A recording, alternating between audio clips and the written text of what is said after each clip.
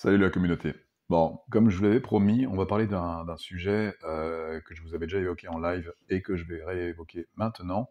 Il s'agit du POIS, Post-Orgasmic Illness Syndrome. Donc c'est quelque chose d'assez méconnu en Occident, en Europe en tout cas, et en France notamment.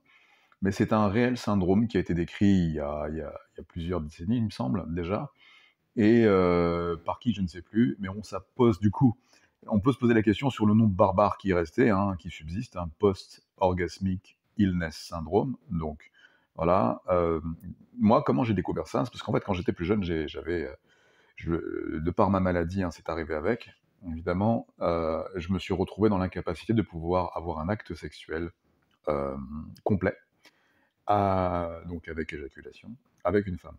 Donc c'est-à-dire que tout fonctionnait bien, hein, j'étais capable de faire tous les gestes requis et nécessaires pour pouvoir faire plaisir à la personne, mais il ne fallait surtout pas que j'éjacule. Surtout pas. Parce qu'à partir du moment où ça arrivait, je me retrouvais dans l'incapacité de me relever, de bouger, de marcher, de parler, voilà. Parce que mon corps rentrait dans une inflammation colossale. Quand je dis mon corps, c'est-à-dire que plusieurs parties de mes systèmes semblaient être en inflammation juste après. Et je n'avais pas d'explication rationnelle sur ce sujet, évidemment, à l'époque. J'ai consulté des médecins, évidemment, forcément. On m'a rayonné, on m'a forcément et également dit que c'était dans ma tête.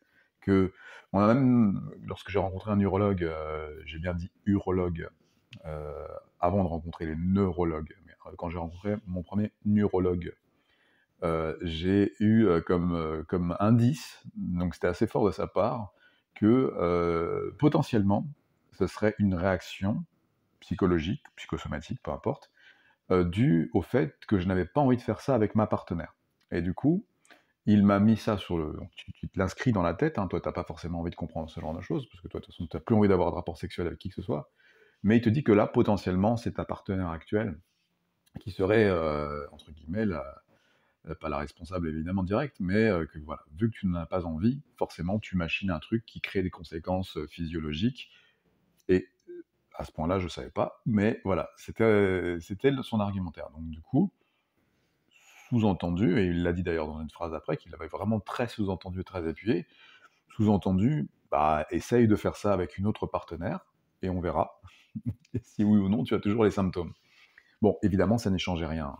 Que ce soit cette partenaire, alors je ne l'ai pas trompée évidemment pour ça, mais que ce soit avant elle ou après elle, bah, c'est surtout après elle, parce qu'avant je n'avais pas ce problème, euh, j'avais donc de plus en plus la possibilité d'avoir une vie normale d'homme après une éjaculation. Ce qui faisait que je me suis retrouvé dans une période assez curieuse, parce que je luttais avec ma maladie et mes problèmes de santé évidemment, comme vous les connaissez, mais je devais systématiquement refuser un rapport sexuel.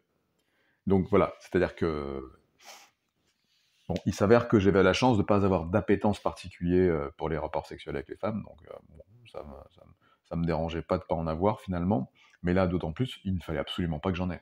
Si je vous pouvais pouvoir organiser une journée de travail derrière ou de formation, ou que je devais aller à des rendez-vous, que je devais aller faire des courses, ou que je devais peu importe prendre l'air ou marcher simplement et passer une belle journée, il était hors de question que je me mette dans une situation de rapport sexuel, parce que d'emblée, d'office, après, ce serait l'enfer. Ça me rend irritable, désagréable, nauséabond, brouillard mental excessif avec tout ce qui va avec, une grosse pression dans la tête, dans le crâne avec des douleurs et des migraines non gérables, une vue altérée, une vision altérée, et une capacité d'équilibre et de marche complètement altérée également. Et tout ça, tout ça existait véritablement après chaque éjaculation. Et du coup, peu importe la méthode d'éjaculation, c'est-à-dire que ce soit manuel, fellation, accidentelle, euh, ou avec pénétration. Peu importe la méthode de la pratique, je me retrouvais dans l'incapacité de vivre correctement derrière, et même parfois, je dois vous le confesser, avec l'envie de mourir, en fait, clairement. Tellement c'était insoutenable l'état dans lequel je me trouvais derrière. Je forçais pour avoir l'air bien, évidemment, mais moi j'avais envie de mourir, clairement. Voilà, ça m'est arrivé plusieurs fois de me dire non mais on arrête là, quoi. et en plus du reste, évidemment, que vous connaissez, hein. Je rappelle aux nouveaux followers, aux nouveaux gens qui arrivent, que je suis atteint d'une maladie neuromusculaire dégénérative. Pardon, j'arrive même plus à prononcer cette phrase. Et donc, voilà, c'est un truc que je devais mettre en lumière parce que évidemment, après toutes ces années, j'avais mis en place et développé un protocole qui est toujours le mien, c'est toujours le même, il n'a pas changé en 20 ans, enfin en 15 ans, il n'a pas changé. Et ce protocole me permet désormais de pouvoir avoir une vie euh, sexualisée ou sexuelle normale. Enfin normale. Alors je dis normal, je peux en effet avoir des rapports sexuels avec les femmes, cependant, ça fait de nombreuses années que j'en ai pas eu, donc du coup, c'est un peu contradictoire ce que je vous dis, mais dans les faits, c'est possible.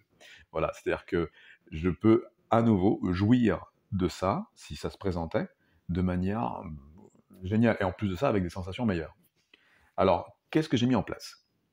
Ben, simplement, j'ai mis en place ce fameux protocole dont je vous parle tout le temps, je vous bassine avec ça depuis des années, ce protocole est le mien.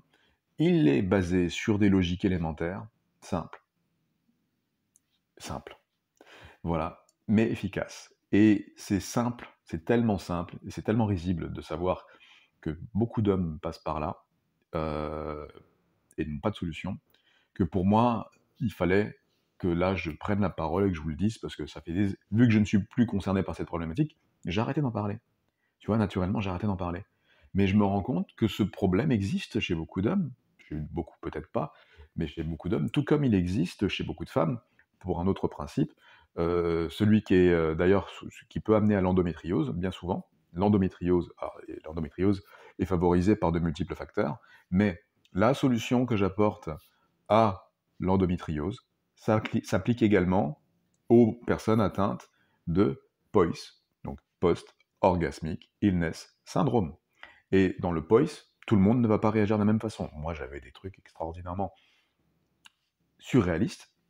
Maintenant, j'ai vu que dans les critères conviviaux, normaux, estampillés, que nous voyons dans une recherche habituelle sur Internet, et j'ai pas tout regardé parce que j'ai pas le courage, bon, il y a des symptômes plus ou moins basiques que tout le monde peut rencontrer ici ou là dans un moment donné. Et pour le dire clairement, avec objectivité, le protocole que j'ai mis en place, celui que j'applique pour moi, celui que j'applique pour beaucoup de femmes qui sont en situation d'endométriose et qui arrangent leur état, et ben, ce simple protocole, simple, peut vous permettre de vous débarrasser à vie, j'ai bien dit à vie, de toutes les défaillances que vous pouvez rencontrer lors d'un rapport et après le rapport sexuel. Voilà, pour les parties génitales de l'homme et les parties intra-utérines de la femme. Bon, en tout cas, enfin vaginal, je ne devrais pas aller plus loin parce que je n'ai pas le droit d'utiliser certains termes sans doute, mais en tout cas, merci de m'avoir écouté. Le protocole, vous savez où le trouver, vous savez où me contacter, et n'hésitez pas à liker, partager, abonnez-vous. Ça sera avec grand plaisir. À bientôt.